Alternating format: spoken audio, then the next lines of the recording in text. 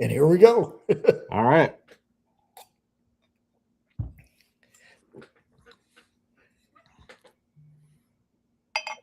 You ready? I'm ready. Let's do it. All right. Well, what do we call tonight's show? Is it phreology? Is it growing in real time? Is it Let's stick with growing in real time. all right, so get ready to grow in real time. I'm Derrick Day, and he is. I am Aaron Tomlinson. And I'm sure that you have some kind of libation tonight. I know I do. I got some old fashioned mix.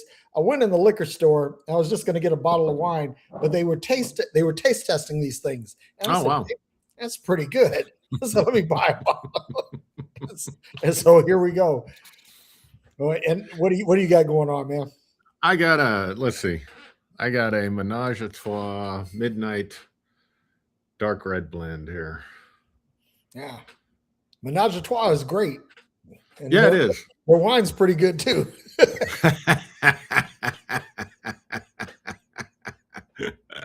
I like what you did Jokes, there. jokes. My wife may be listening. Jokes. Right. So what's up in your world? Man, I've been up here in Tulsa this week, and just kind of checking on things, and it's been a good week. Got a chance to hang out with some friends, spend some time with my son, got my hair Nice. retwisted, and got my socks Nice. faded up, and you know, so I'm doing pretty good. How about you? Good. Kids were on spring break this week, so I Mm, needed to get some time with them. So I took just Elijah. We don't get one-on-one time a lot, and I did a lot with Josiah recently. So okay, we went up to Denver and we went to the Nuggets game, and nice. Nuggets won, and so we spent a couple days up there, and it was a good time.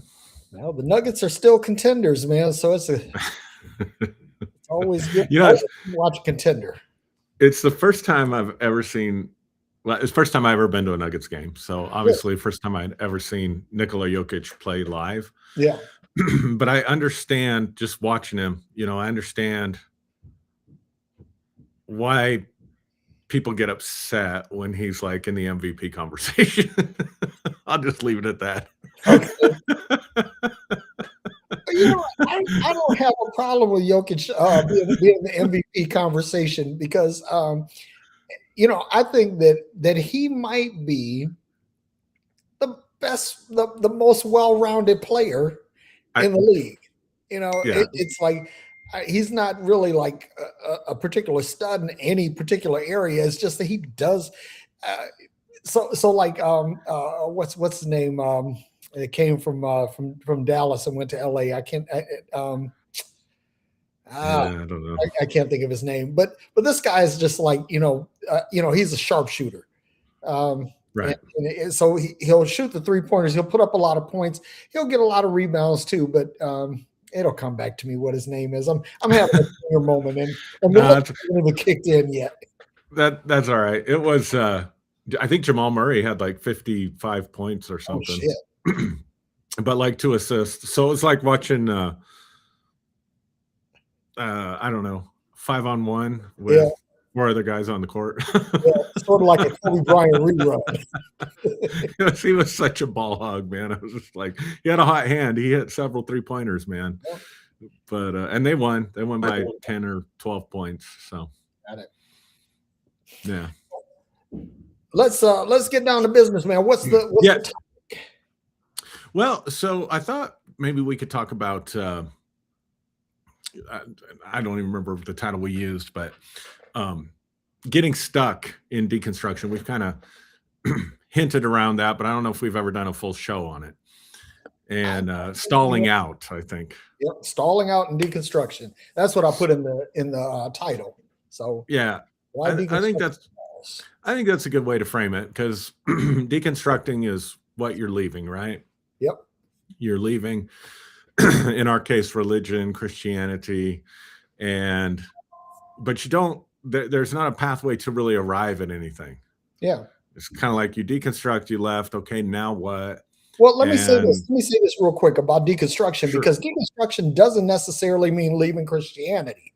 It means Right. stripping away all the, stripping away all the veneers, stripping away all the fluff and fanfare, all the bullshit, and getting down to something either not that or pure that, right? Right. So Right. that's I want to say that because I don't want to start off by alienating any Christian viewers, because there's I'm That's a a good firm point. believer that everybody, I don't care what your belief is. If you're a Christian, you need to deconstruct. If you're a Muslim, you need to deconstruct. If you're Jewish, you need to deconstruct. If you're a Buddhist, you need to deconstruct. If you're a Hindu, you need to deconstruct. You need to find out, why do you believe what you believe, and Right. and what is it that comprises, what are the essentials? In other words, you find out, what is it that I'm holding on to? What is it that makes this worthwhile? And deconstruction helps you get to that. But anyway, go ahead. I had to Yeah. kick in there. No, I'm glad you threw that in, because it's about growth and critical thinking, right? So I could always tell you what I believed, why I believed it, and then as I had more life experience and got exposed to more stuff, more information, implemented critical thinking, maybe from different perspectives, a different place in life, right? That changed the what, the why I believe this changed the what do I now believe. Yeah. And so I think that's a good application. We used to say, as preachers, I'm sure you used to say this, if you're preaching the same thing you were preaching 5 years ago, you haven't really grown. You haven't grown. Yep. Right? Because growth requires change, adaptation, evolution, however you want to understand that. And so some of us changed and adapted and evolved completely out of the belief system that we had previously. Yep. But then what? Yep. Like, what does it lead you into? And what I'm talking about is something that practically changes your life, that you apply to your life. In other words, this isn't just, I used to do these things and I'm not doing them anymore. I used to believe these things, I don't believe them anymore. But what are you doing instead? What are you believing instead? And how is that working out in your day-to-day life and your day-to-day experience? Exactly. Is it improving? Is it making it better? And if so, how? So it's like, what are you doing instead? Like, I'll never forget when I was going through a particular training for my profession. I'm a licensed professional counselor, for people that don't know. And this particular training was focused on substance abuse and alcoholism specifically, right? Yep. And it was a little anecdotal story of a guy who, broke his addiction to alcohol and had a conversation. I think it was in a liquor store, if I remember. I may not have it exactly right, but the way I remember it, they're in a liquor store and the guy says, well, I'm trying to quit. And somebody said to him, the question isn't, can you or can't you quit? The question is, what will you be doing instead? Right. And I thought that was so powerful because, we say nature abhors a vacuum or whatever, right? So the issue is always the instead. People that aren't, getting blasted every night are doing something with their night instead. People that aren't waking up with hangovers and not going to work are going to work instead, right? Yep. And so what's the life that replaces the life that you had? And that's where I think the stall happens. People deconstruct, they become aware of religious trauma. Maybe they become aware of their own religious trauma. And then what they're doing instead is just rehearsing and rehashing what was. Right. They keep going over and over and over it, right? Yep. And there's a certain level of like dopamine rewards and stuff that the brain gives you when you do that kind of stuff. And we see the same thing in therapy. I mean, there are some people, there are professional counselors, and then there are some people that I call, it's a bit of a misnomer, but I call them professional clients. Mm-hmm. And what I mean is they want to keep rehashing and rehearsing their problems, their traumas, their experiences over and over again. And once they wear out one therapist with that, and they've tried all their interventions and everything that they know to try to help this person improve their lives, and once they've exhausted that, they move on to the next counselor, right? Yep. And when they move on to the next counselor, they get to start over. They get a reset, Yep. Tell me about yourself. Tell me about your life. And so then they get to rehearse all their traumas and all their dramas and all their problems all over again. And there is a certain amount of a dopamine release, literally, that you get from that. And so some people stay stuck in these trauma loops. And I've caught so much flack. And I think it's ironic, Derrick, because, I've been pretty vocal at times. Like, you can't just stay stuck in your trauma. You can't just keep rehashing. And man, well, I get, attacked as though I'm just coming off the street saying this, but well, you're not giving people room to grieve, or you're not allowing them to process their traumas or what. And I'm like, what the hell do you think I've been doing for the last 30 years? I mean, I've got literally thousands of hours of training on trauma and its effects and how it works. I can tell you so much about trauma, what it does to the body, what it does to the brain, what it does to developmental things. And I have sat with literally thousands of people in their trauma and drama over the years, literally thousands. That's not even an exaggeration. So thousands of hours of training, thousands of hours of sitting with thousands of people, listening to every trauma story you could possibly imagine, and some you can't even possibly imagine. And they're still healing. Like I understand. I'm not just speaking from, my own experience and my 5 neighbors or my 10 Facebook friends or thousands of Facebook followers that have gone through trauma. Like, I know what I'm talking about here. Like, it's not healthy to just keep rehearsing your trauma story over and over and over again. What you're doing is you're more deeply embedding that in the neural pathways in your brain. But you do get a certain reward. I re-experience it. There's a little bit of an adrenaline hit when I'm re-experiencing it, as I'm talking about it. There's a dopamine hit that I get from someone who's holding space for me, who's understanding. And I like that. And I can, people like that, and they can get addicted to that. And so they just keep going over and over and over that again. Right. And so I think this is why people get stuck in this loop. And if you add to it, I'll just bring this part in, but if you add it to it, and I'm not being critical here. I'm pretty sure I'm undiagnosed with ADHD, right? Pretty sure I fit the bill. I've got an autistic child. I've got another child who's also neurodivergent. So I'm not being critical when I say this, but if you have a neurodivergent brain, it doesn't find closure. So people will say, well, you just need to let it go. Well, if you have a neurodivergent brain, your brain, literally the way it's wired, the way it works, doesn't let you let it go. Right.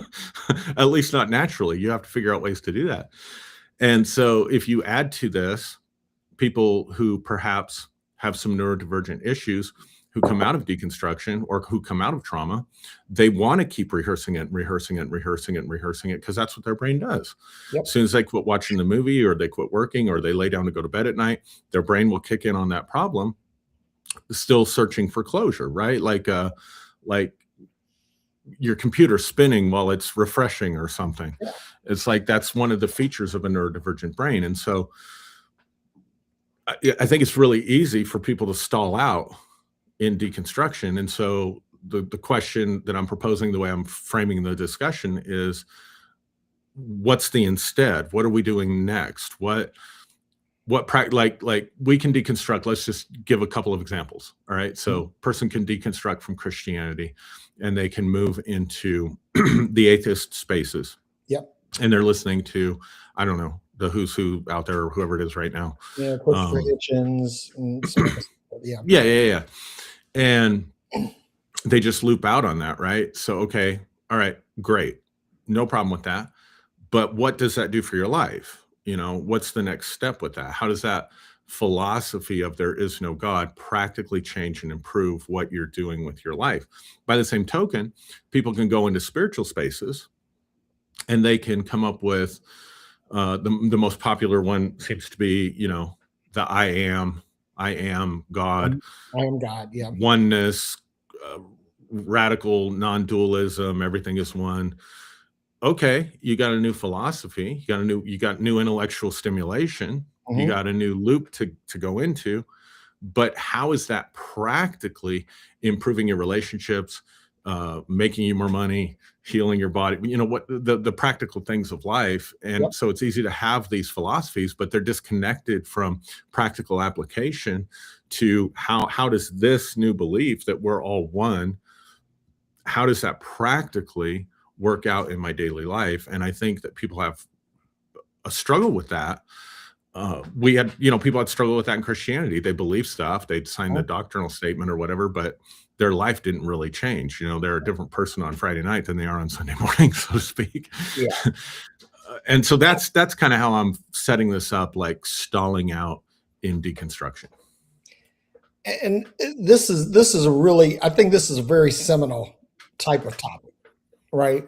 Because first of all, let me say this, that whether it's deconstruction or whether it's a philosophical rearrangement or whether it's a personal re-innovation kind of thing, there are points where you will get stuck. So let me give you an example. I was on this fitness and weight loss journey, and Right. one of the things that will happen is you'll plateau. You'll get to a point where you're not losing any more weight. Now you have a goal, and that goal is somewhere south of where you are, but you hit a plateau. So the question is, what do you do to power through the plateau? Mm-hmm. And so, you and I, we've talked about this before. There's, and this is a pet peeve of mine, that there is a whole deconstruction industry. Yeah. Dedicated to keeping people in some state of deconstruction. Why? Because that encourages podcast listening. It encourages blog reading. It encourages book sales. So there's a reason why some people want to keep their following, if you were, in states of deconstruction. But I want to share an analogy, and I've shared this with you personally before. I don't know if I've shared this with the general listening public, but it's this. I bought a house in Detroit. I bought the house next door to my mother. Now, first of all, let me say, don't ever buy a house next door to your mother. Let me start there. But I had a garage in this house, and the garage was leaning a few degrees over to the right. And so I had a friend come over, and he said, "Oh, all you need to do is just put a couple of come-alongs in between the in between the studs, the vertical studs, and ratchet it up, and you'll straighten it up." And we did that. We got the come-alongs. We strapped them up to the to the vertical posts, vertical beams, and ratcheted it up, and it straightened it right up. Garage is perfectly vertical. Great. Except a few days later, it started leaning again. And then after a week, it was back to where it was. So he said, "Oh, well, all you have to do is just keep ratcheting it up, and it'll be fine." So that was what my friend was saying. That was his solution. But I said, let me get somebody who builds garages. So I had another friend who was in the construction business, but he specialized in building and rehabilitating garages. And he came out there and he said, "Dude, your foundation is fucked up. And you could do come-alongs until you're blue in the face." He said, "But it's going to keep leaning, and eventually it's going to overcome the come-alongs, and it's going to fall over." So he said, "So what you need to do is you need to tear it down and rebuild." Okay. So I had somebody come out, and I had the garage torn down. So I had this nice foundation, and it looked fine. But when I had somebody come out and give me an estimate for building the garage, he gave me an estimate for building the garage plus busting up the old foundation and relaying it and building. And I'm like, "Oh, hold on for a second, dude." I said, "If I put a level down on this foundation, it's true. It's level. I have no problems." He said, "No." He said, "Your foundation is bad. It's not anchored properly, and it's floating. And this is what's causing your garage to move. This is what caused it."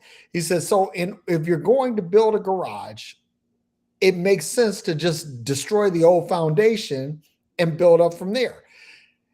There was a lesson, and Aaron, it took me years after Mhm. this particular incident to understand it in the context of deconstruction, because it was like, when you deconstruct, you need to deconstruct to a point where either you walk away from the faith completely, Mhm. or you reframe your faith.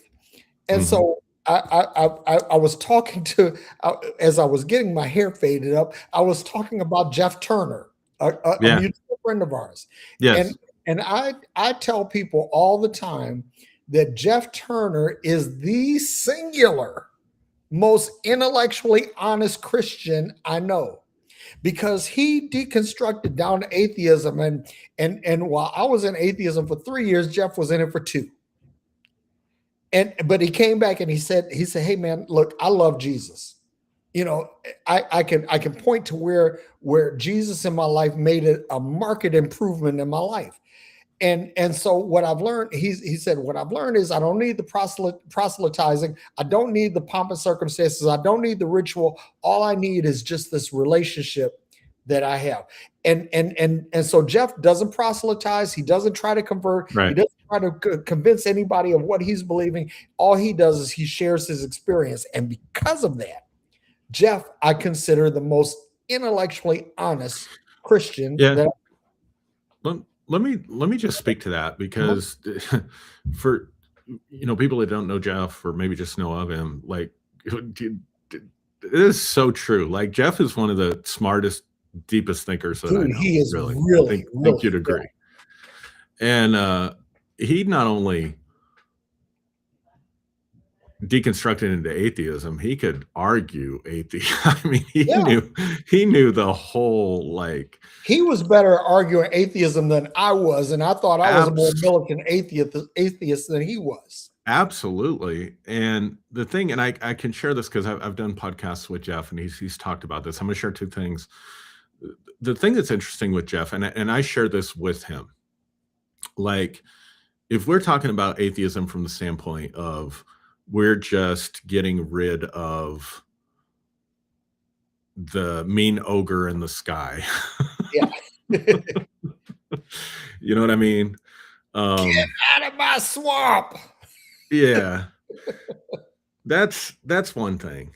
What I found with the atheist community that I interacted with, and so I want to be very, very, I want to highlight that, because this is just my experience with the Mhm. part that so I'm not making it monolithic or painting with a broad brush here. I'm just saying, in my interactions, it was so rooted in materialism Right. that it made no provision whatsoever for paranormal experiences, spiritual experiences, what we might call the supernatural, that kind of Yeah. stuff. And if you're a person that's experienced those things, it's very difficult. Then it becomes the way that you, as a person who has experienced those things, you begin to see the similarities between atheism as it's presented in these circles that are really married and committed to scientific materialism, and religion. And it's frustrating on one hand, because the critiques that they give about religion, they actually perform themselves the same thing, in that you have to adhere to the groupthink. There's no open-mindedness to spiritual experiences. They'll Mhm. say there is, but there is this almost immediate dismissal of it, like,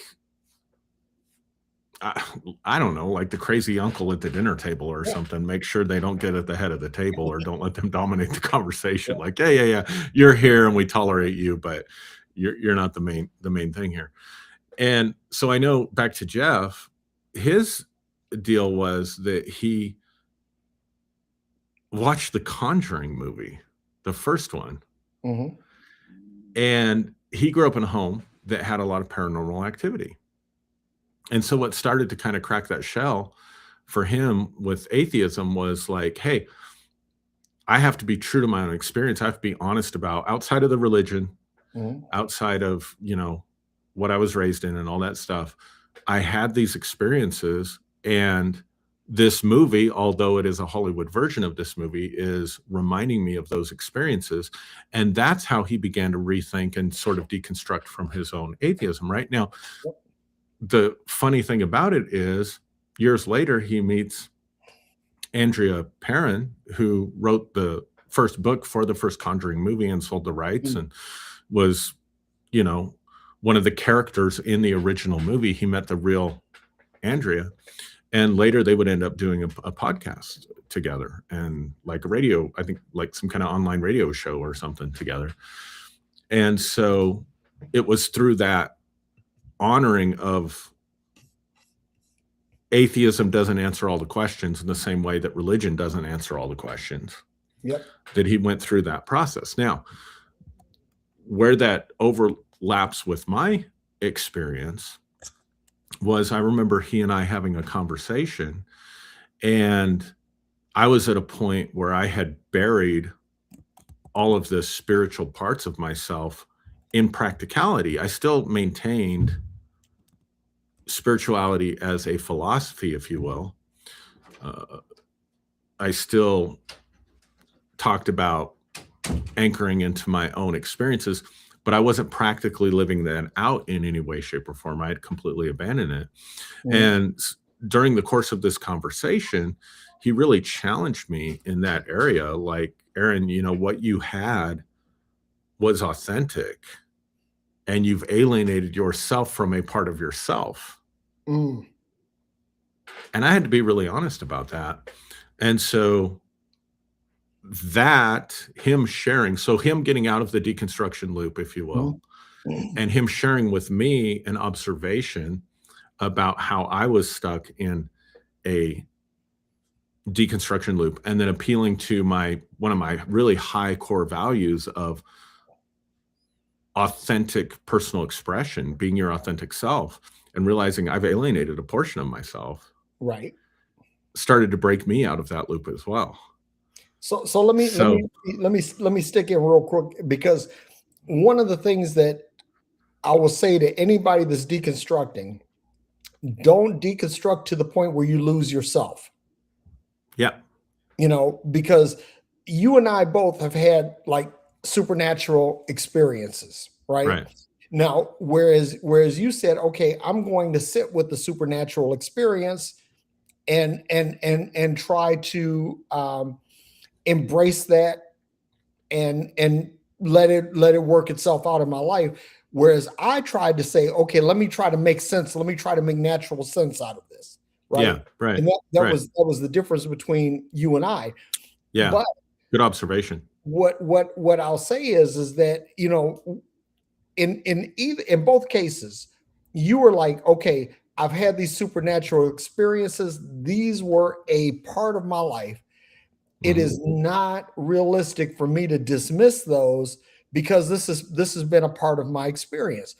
So for me, on the other hand, I didn't want to dismiss those experiences, but I wanted to make sense of them. Right. So, Yeah, at the same time, I'm trying to find my way, but on a different path than yours.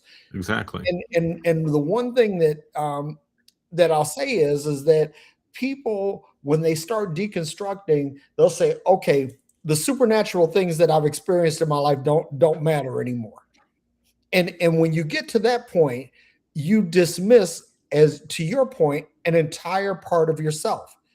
So what I want to say to everybody who's deconstructing, first of all, is don't lose yourself in the process, hmm because your experiences are your experiences. Your experiences are real to you. Your Yep. experiences deserve to be honored and respected. hmm Okay. And there are going to be some people that, well, I'm just an atheist and I don't give a fuck what you think. That's bullshit. That's fine. What you have to do is say, okay, I'm not going to subscribe to that person's thinking. I'm going to keep moving. But at the same time, um, what you have to do is you have to consider, okay, what is it that what was the trigger? What is the catalyst for this supernatural experience? And and it's not necessarily making sense of it in as I would like to do, but it's like, how does this work in my life? How is this playing out in my life? And Exactly. and so I think that part of the deconstruction path is not just arbitrarily shit canning what you've experienced. So Yep. I'll go But back. here's, yeah, the way I would respond to that, like, so here's the thing about you that I think was unique. So you talk about Jeff being unique in his intellectual honesty in his faith. Here's something I would say that's unique about you, in that you always held space for that part of your life and held space for that part of reality. Yep. And in seeking to make sense of it, it was an honest quest. In other words, you were comfortable enough with the unknown. Like, your assumption may have been, and correct me if I'm wrong, but your assumption may have been, we will be able to explain this from a naturalist perspective eventually once we figure Eventually. it out. Exactly. Yeah, Yep. eventually once we figure it out. But Um, while I'm in the unknown, I'm okay with being in the unknown. I'm okay with, exactly.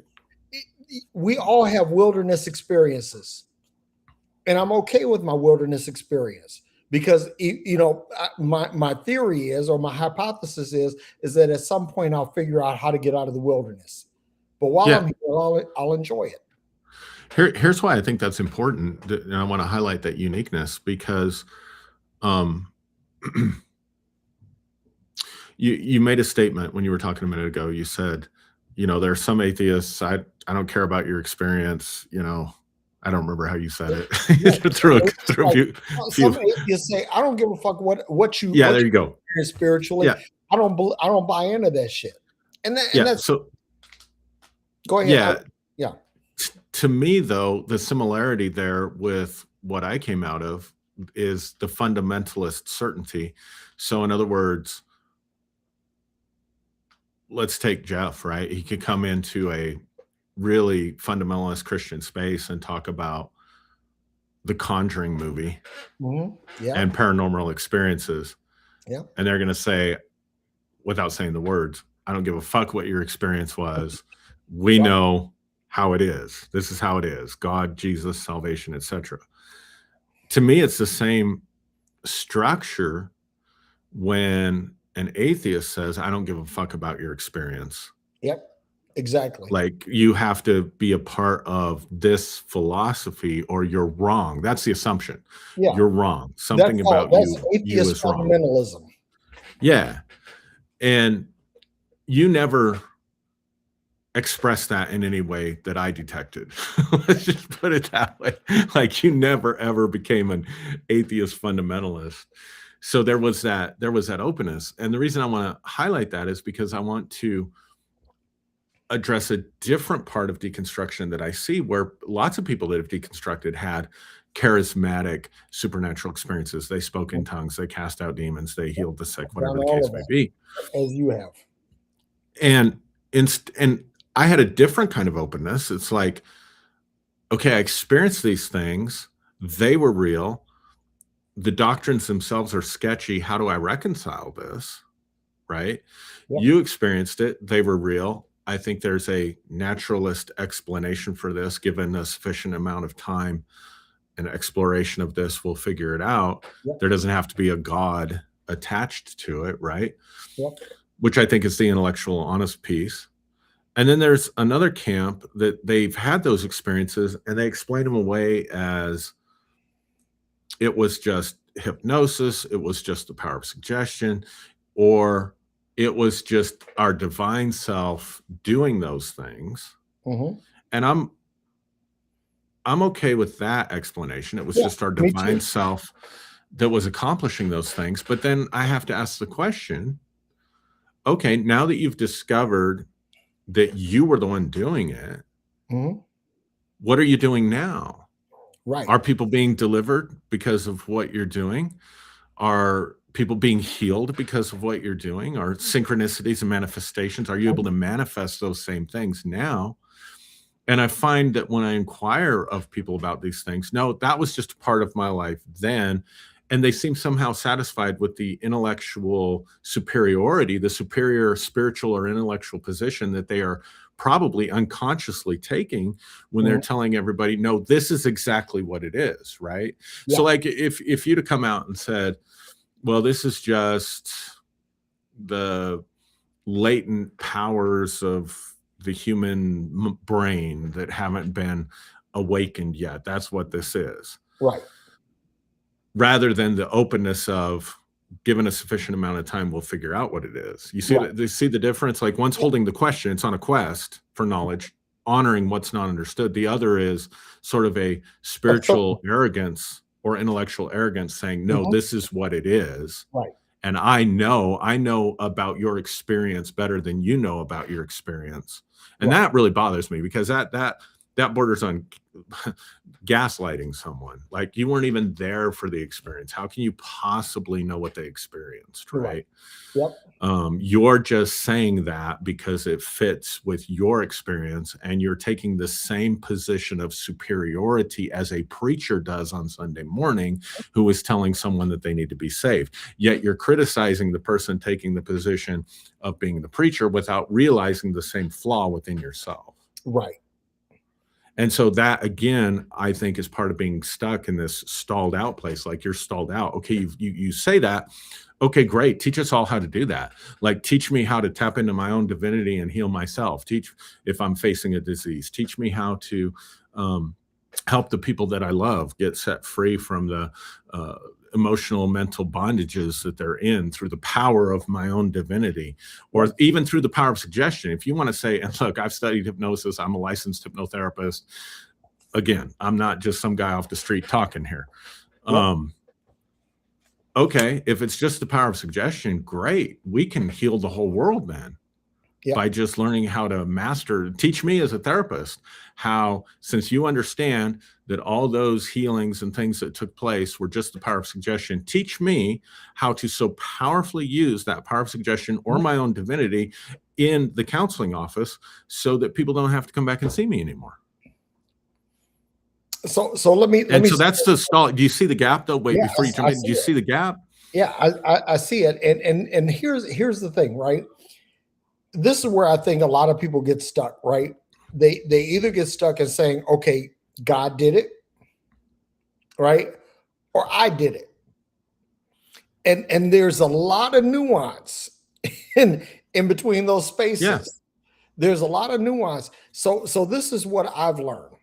This is what I've learned, that that when I experience healing, either for myself or for someone else through me, it was never just me and them.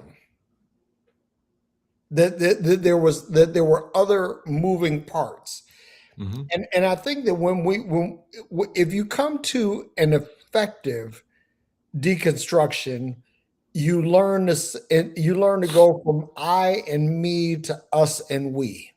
I like that.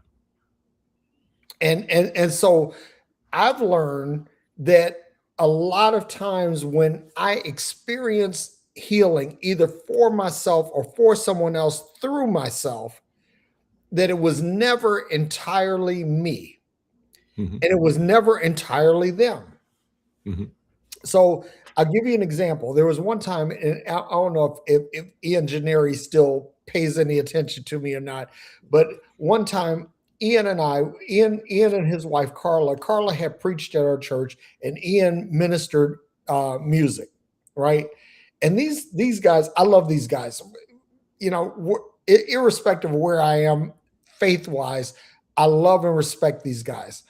But Ian is a gifted, psalmist and musician, and his wife Carla, she's a mighty preacher, and so they came and they ministered at our church. And so afterward, we went to IHOP, and we saw this guy, and he came in and he was limping. I mean, he was limping really badly, Aaron. He was limping, and so when he's leaving, Ian looks at me. He said, "Are you thinking what I'm thinking?"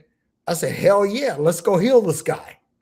So we went outside. We stopped him, and Mm-hmm. we asked him what had happened. So this guy was a retired New York cop, and when before he retired, he left the active force and became a chaplain, right? But he had taken a bullet in the hip. And so it was funny because Ian was like, Mm. he said, the problem is one leg is shorter than the other. I said, no, I said, there's a problem in his hip. So come to find out we were both right because Wow, that's cool. he had taken a bullet in the hip. And because of that, it caused his right leg to be shorter than his left leg. And that was causing the limp. So we sat down and well, first we talked to him and we said, hey, we believe we can heal you. And so we sat down, and I know this is going to sound hokey to a lot of people, but we sat down and we laid hands on him. And Aaron, we watched his leg grow. Yeah. I mean, we watched it literally. Yeah. It was like and it wasn't like something fractional, like a quarter of an inch. No, Yeah. No, I hear you. It was like 3 or 4 inches that his leg grew, and he stood up, and Aaron, he started jumping. And he starts walking, and he said, I haven't walked like this in 20 years. Yeah. And so the guy was healed. So watch this. It wasn't me and the guy. It wasn't Ian and the guy. It was the both of us. And then also I think it was both of our wives at the time, Mm-hmm. there was a whole synergy of things at work that caused this to happen. And so when you deconstruct, it would be, and so I'm famous for saying, instead, people say, don't throw out the baby with the bathwater. I always say there was no baby. It was just dirty water. So I'm okay with throwing it out. But what I want to say is that when you have these experiences in deconstruction, don't be so quick to dismiss that. Right. There are other things that are going on. There is a component of natural thinking that's beyond our normal comprehension, that's beyond our normal operation. And you have to be careful not to just shit can that. Right. And so when I look at people and I say, okay, like deconstruction, I believe that if you're being intellectually honest about your deconstruction, and this is how you power through the stall, that you'll get to a fork in the road. That deconstruction will take you to a fork in the road, and you'll say, either this no longer works for me at all, and that's fine. If it's atheism, if it's agnosticism, if it's something else, that's fine. If it takes you there, if you reach the fork in the road, or you become a Jeff Turner and you say, okay, this has not damned my faith or damaged my faith or caused my faith to weaken, but this has actually caused me to strengthen my faith. And so that's where I think intellectually honest deconstruction happens. And so I want to say this before I kick it back to you. Sure. And you and I have experienced this with a lot of our friends that, I call it the deconstruction hamster wheel. Mm-hmm. That you get to deconstruction for the sake of deconstruction, and when you peel back the layers of an onion, right?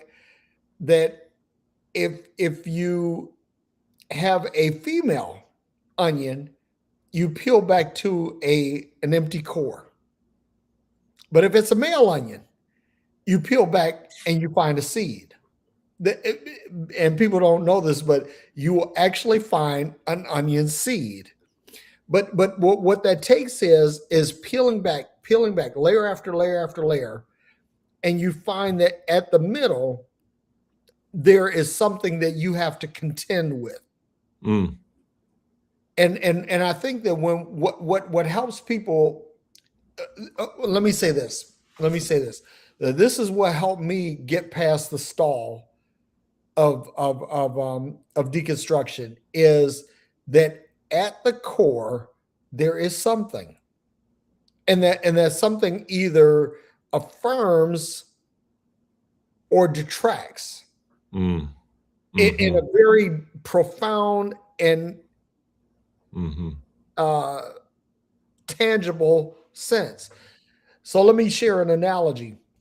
When I like to smoke meat, and when you smoke meat, like if you're smoking a brisket, you get to the point at 165 degrees or so where it stalls. And at the stall, you have to do something to get past the stall, right? So what people do is they call the Texas cheat, and they'll wrap the brisket and raise the temperature to get past the stall, to keep the meat cooking, because the stall says I'm no longer cooking, but I'm just warming the meat, right? But if you apply like wrapping it in foil, wrapping it in butcher paper, raise the temperature, you get past the stall, you keep raising the temperature, and you eventually get to the vaunted 195 to 205 degrees that says a brisket is done. Okay. But the problem is that if you don't know that, and there are other ways you can actually just raise the temperature significantly on your cook without wrapping and just continue to cook naked until the temperature goes up. But you're going to have to change the environment in order to get past the stall. And that's the thing, what a lot of people are afraid to do is they don't want to change the environment. You at some point, like if you're trying to really effectively deconstruct, you're going to have to leave the people behind that have tied you to your belief, so that you can move on. Because otherwise, these people that you are tied to, they're going to keep you there, and you're going to continue to warm your meat instead of cook your meat, right? And the point is, we want to get past, we want to power through the stall. We want to do something that's getting past where I'm stalling and allow me to continue so that I can get to some turning point. Yeah. And be able to go and say, okay, I no longer believe, and I'm okay with that. I'm looking for something else to your point, replace that, because and everybody that's listening, you gotta find something to replace it. Nature abhors a vacuum. You have to, what next? The what next?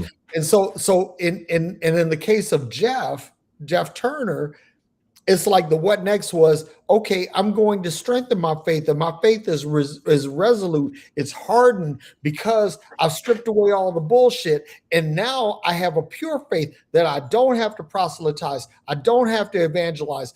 I am confident in who I am and where I am, and that faith is what sustains me. And if you can get to that point where you can say, okay, I'm either abandoning it, shit canning it, or I've found something that strengthens it, that fortifies it, that galvanizes it.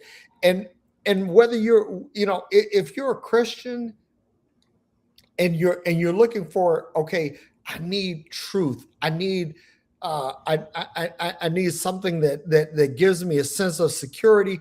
That's where it is, guys. That's where it is. You said so much, but I want to key in on a few things. I mean, my mind's going like 10 different directions here with what you said.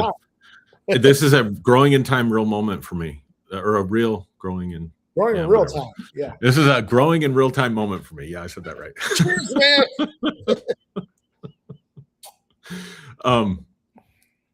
And there's so many different ways I want to take this, because I want to speak to a couple of different things, but I think the the thing that would hold it all together is the other thing that people lose or stall out on in deconstruction is the community aspect. Mhm. So there's not just a spiritual doctrinal component to deconstruction for most people. There's the social and community aspect Yes. of it as well. And oftentimes it's the loss of that social and community aspect, or the rejection, or whatever that we feel, that is the most painful and the most powerful, right? Mm. So when you're talking about the meat, you're talking about stalling out and having to change the environment. And maybe that means you have to disconnect from relationships that were built on a foundation of groupthink rather than on a foundation of genuine love. Yeah. Because genuine love says, I mean, you know, I've been married for, shoot, I think it's going to be 32 years. Like, you don't make it 32 years if you don't allow your partner room to grow, and to grow and change, and your partner doesn't allow you room to grow and change, right? Like, if the relationship stays at the level of, let's just say, the transaction, the version of you that I met when I was 23 met my needs, and maybe the version of you 10 years later, 20 years later isn't that same person. All right, I want to hold you. If it's transactional, we can't make it through as a couple through that point in our marriage, because it's not that I love you, it's that I loved what you did for me. Right. Now, I'm not trying to put any condemnation on anybody. There's nothing wrong with any of it. If you realize, hey, you've changed too much, we've grown apart, that can be a legitimate, 100% legitimate reason to leave a relationship. I'm not saying you have to stay. I'm not casting any kind of value judgments at all. I'm just illustrating the principle, right? So in the community, it's based on the groupthink. We believe the same things. We pray to the same God. We go to the same church. We talk about the same topics. And then all of a sudden now you questioning your faith in God, you're not going to church as much or whatever. Is the relationship, does it have a deeper foundation of what I would call love, where I'm allowing you to have your crisis of faith? I'm allowing you to have to change your church address, to change, but our relationship is still intact, right? Yeah. So I think there's a discerning of that as you're walking through the deconstruction. Are these people, is our relationship built on genuine love and trust and time together and value for the person, or is it built on value for the doctrine? And if it's built solely on value for the doctrine and the performance, that relationship is going to fall away, right? Yep. If it's built on value for you, that relationship is going to endure. And I've certainly had both. I've had those that left because I changed, and I've had those that have stayed with me because they valued who I was and allowed me the space to grow and to change, right? But that brings me to the onion illustration. And I would encourage that was so brilliant. Like, that struck me. You've shared that a couple different times, but that struck me in such a different way that I was having my growing in real time moment. I would encourage people to go back, rewind, whatever, and go back and listen to that part specifically about the onion. And this is where I'm going to deviate a little bit, and I want to speak to, I'm going to think about how I want to frame this. Because here's the way I'm hearing it. Here's the way I'm hearing it as you're talking about it tonight. I had a lot of onion layers. And what I mean by that is I had a lot of performances. I had a lot of versions of me that I felt like I had to be in order to be who I was called to be. So what I mean by that is, you know, I really felt a genuine calling as an 18-year-old person to ministry. I felt like I was called of God, right? And the only avenue for expression that was available to me was charismatic life. And so as I'm coming up in the ranks, as I'm connecting to different preachers and apostles and whatever the hell else, it's like, no, if you're legitimate in a quest to be legitimized, I guess, you have to preach these things. You have to believe and feel these things, this certain way about let's just say human sexuality. And by that, I mean bringing in the LGBTQ plus community. They're all outsiders. They're all sinners. They're all, but I don't feel that in my heart. I feel like they're human beings. I remember when I was still in the system, arguing with a person who was truly, genuinely homosexual, but trying to live had been trying to live for many years a heterosexual life. And I'm arguing against the party line, saying, look, if I have a homosexual male who sits across from me and I say, well, God loves the sinner but hates the sin, basically what I'm telling you to do is that the only way you can serve Jesus, the equivalent for me, would be to become a Catholic priest. Because the only way you could serve Jesus is you have to take a vow of celibacy. Yeah. And I know within myself as a heterosexual cis male, I mean, I fit the profile naturally. Right. That's not an option for me. Like, fuck that. Like, yeah. I'll become an Anglican or something. Yeah. I mean, like, so how is it fair for me as a preacher to sit across from a homosexual person and tell them they have to take that same level of devotion just because their expression of sexuality doesn't fit what I think the Bible says is okay and isn't okay, right? Yep. See what I'm saying? So we make those compromises along the way. Those are the layers of the onion, in other words. Yep. Is what I'm talking about. Yep. And then for some people, when they're deconstructing, they peel back the layers of the onion and there's nothing there, right? Right. So forget about the cooking. Let's think about reproducing. Yeah. There's nothing there. Okay. So you throw out the onion and move on, right? Yeah. But for me, I'm peeling back the layers of the onion and there's something there. There's a seed in there. There's a seed in there. Yep. And that seed is my calling. So let me reframe calling, because I want to speak to, I just, and I'm going to sound really charismatic and cheesy here, but I just sense that there are some people watching this that you really need to hear this. Calling not in the sense of I'm called of God to go preach the gospel and win the world for Jesus. I'm not talking about that. Yeah. Calling in the sense of the universal human experience, that there are people in the community who are called to serve the community as healers, that are called to serve the community as spiritual leaders. And by spirituality, I mean framing and providing frameworks of depth and meaning for people in their lives. Right? Yep.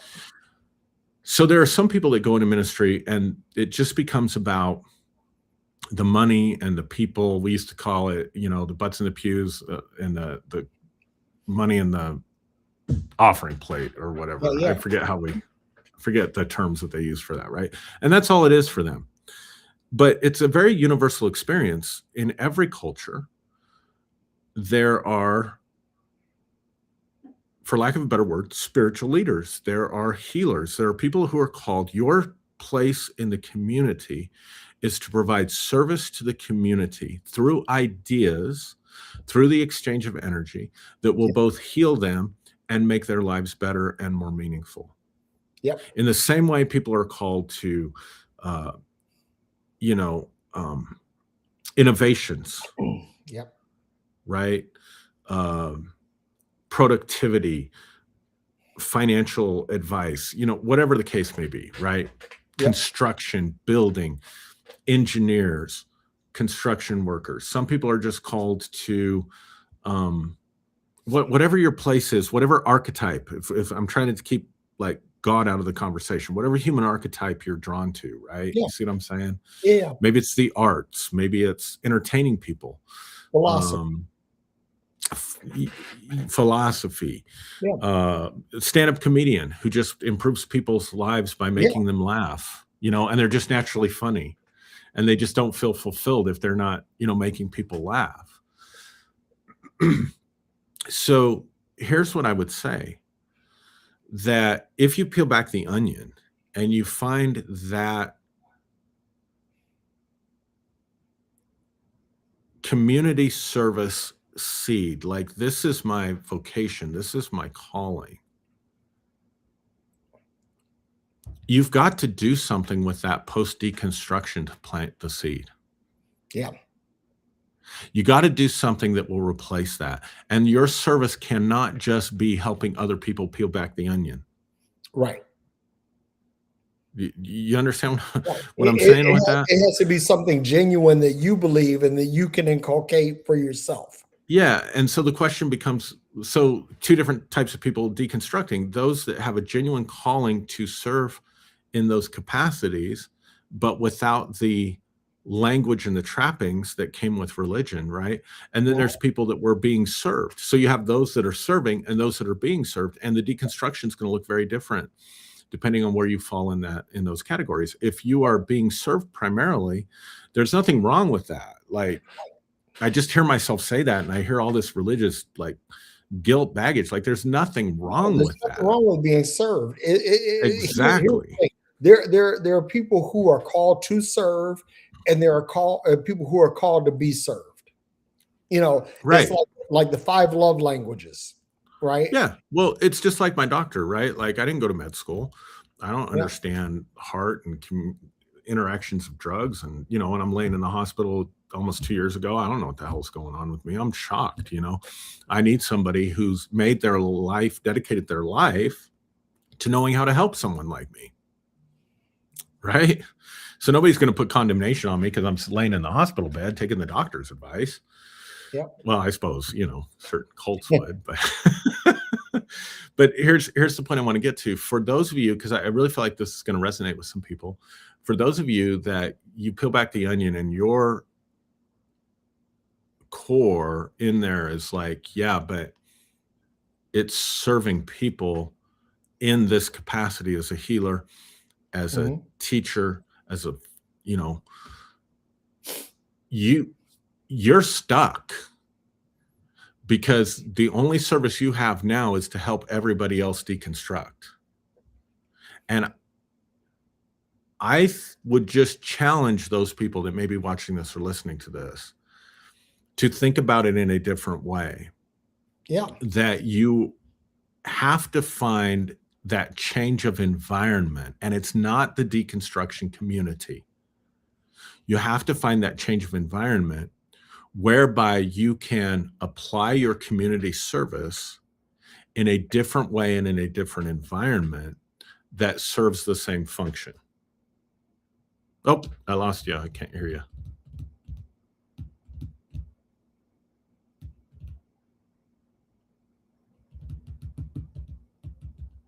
Sorry about that. No, that's okay. No, I saw your lips moving, but I didn't hear anything. No. I was somebody had called me and I had to grab that. But Gotcha. let me share another story. You know how I love analogies, but when I got out of the Navy, a buddy of mine and I, we formed a company, and we were doing flooring for basically new home construction. But we got a particular job for a funeral home in Virginia, right? And they wanted us to take up the carpeting in their primary parlor room and redo the hardwood floors. So we took the carpeting up, and it was just this wood veneer, right?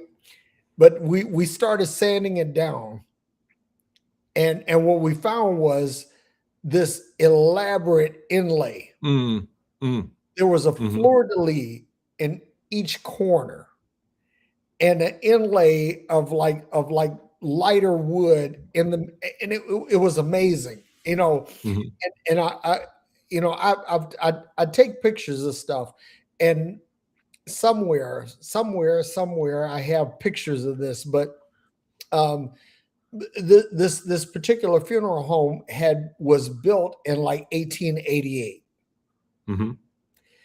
And when they built it, they spared no expense. They didn't cut corners. And so what was interesting, and again, when I think about deconstruction, we pulled up the carpet, pulled up the padding, got to the, a hardwood floor, and it looked like it was just a regular hardwood floor. But when we went to do the sanding and the cleaning, we found out that there was something really beautiful, something really amazing underneath. And so I want to say to everybody that's listening is that if you take the time to pull back the layers, pull back the layers of the onion, to pull back the layers of the veneer, to pull it back, you're going to find that there's something really extraordinary. And this extraordinary is what either caused you to believe or what may cause you to not believe. And in either case, it's beautiful. It's good. Yeah, it's really good. It's beautiful. You are going to be fine. Don't accept the limitations of the spiritual or the natural. Let your experience be your guide. Because here's the thing. Amen. You'll pull up some stuff and you might say, oh, well, I can see the spirituality in this. And if you see the spirituality in this, rock with it, embrace it, sit with it, and let it absorb it, right?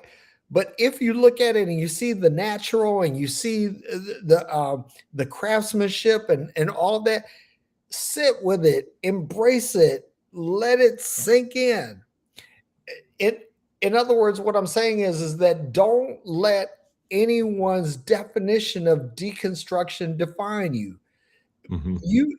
But at the end of the day, what I will say is this, that when you deconstruct, if you haven't got to the point where you have hit a fork in the road, if you don't hit a definitive change of direction, either I'm going to abandon this because it doesn't work for me as it is, or I'm going to fortify it. And so I'm going to call this the Jeff Turner allegory, for lack of a better term, because you're going to, when you deconstruct, you're going to get to a point where it either totally makes sense or it makes no sense. And in either case, it's fine as long as you find what works for you. Right.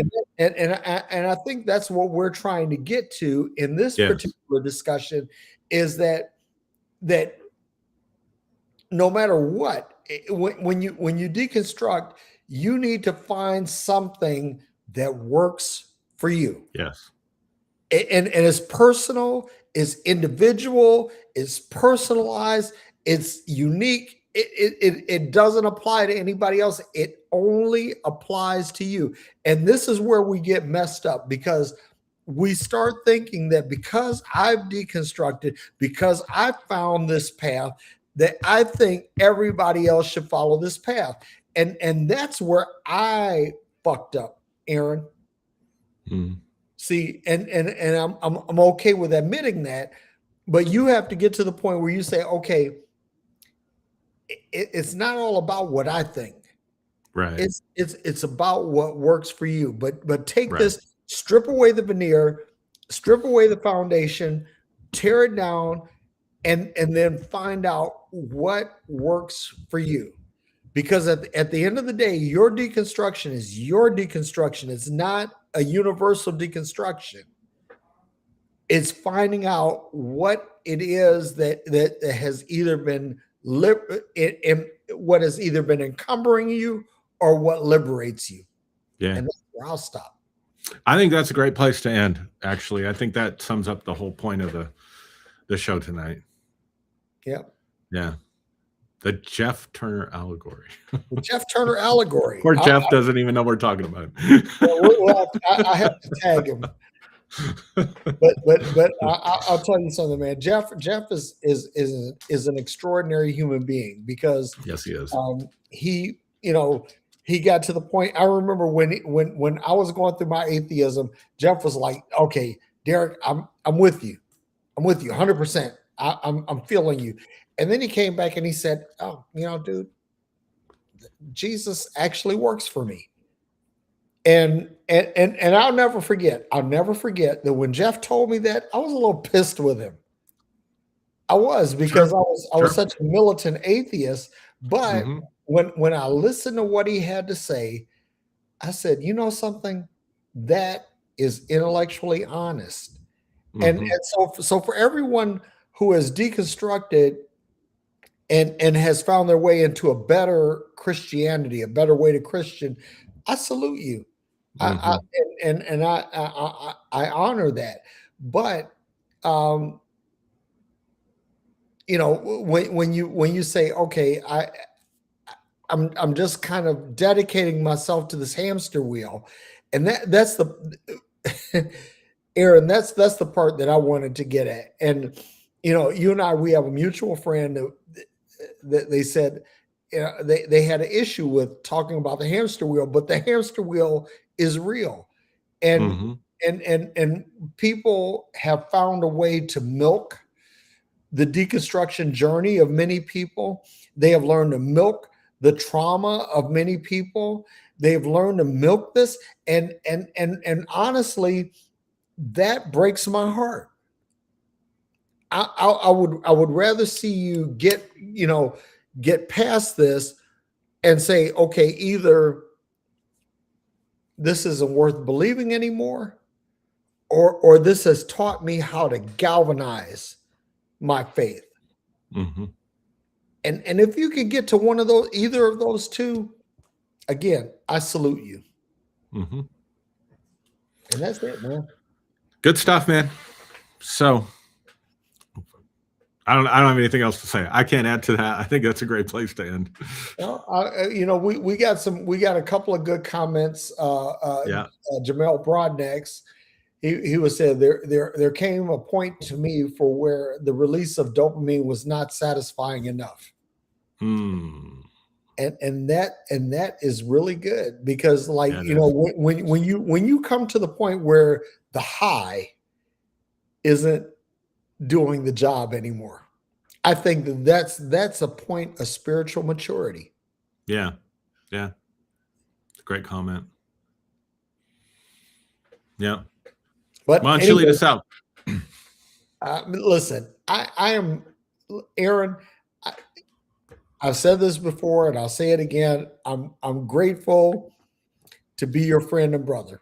Likewise. And you make me a better person. And so I'm Likewise. grateful for that. I'm grateful for that. And so for all of you that are listening, hey, like and subscribe, click the button, whatever. And also leave us comments. If you're catching Yeah. this replay, want to hear your comments, want to know what you think. How has your deconstruction journey been? And I'll say this too, like when I wrote the book Deconstructing Religion 2, I wrote it with my Christian brothers and sisters in mind.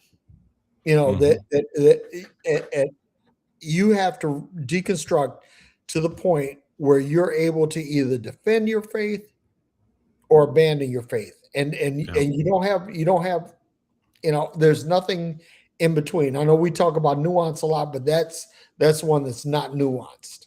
Yeah, for sure. Yeah. So I'll leave you to. All right, everybody. Thank you for joining us. I hope this was helpful for you. Let us know. We always try to come up with different topics, but I think both of us wanting to take things to the next level. Yep. And so it's helpful for us if we know what you as our audience are thinking about and what you'd like for us to cover in future episodes. So if you have some ideas for topics or some things that you'd like for us to discuss, that would be great. If you could leave that in the comments, yep. Then that can become part of how we decide what we're going to talk about on Friday nights. So with that said, with you. Yeah, we can grow in real time with you, because that's what this is all about. So with that said, Derrick, it's great to be back. I hopefully, barring lifing, I plan on being available every Friday night going forward. So looking forward to Awesome. future podcasts with you, man. Okay, and there will be a podcast. Yes. We're working on that. We're going to have Yes, we are. a real podcast, and I'm looking forward to that. So, yep. All right, everybody. We love you. Peace and hair grease. We're out. All right, love you, man.